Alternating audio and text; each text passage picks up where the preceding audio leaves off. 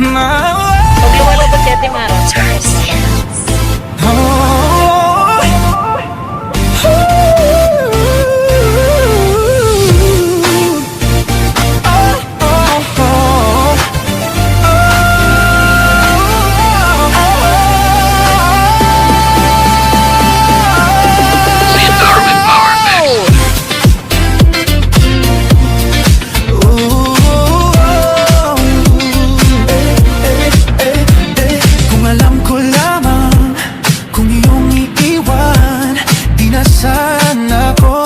Nagmahal ng lubusan, ngunit ang puso ko ay di natuturuan.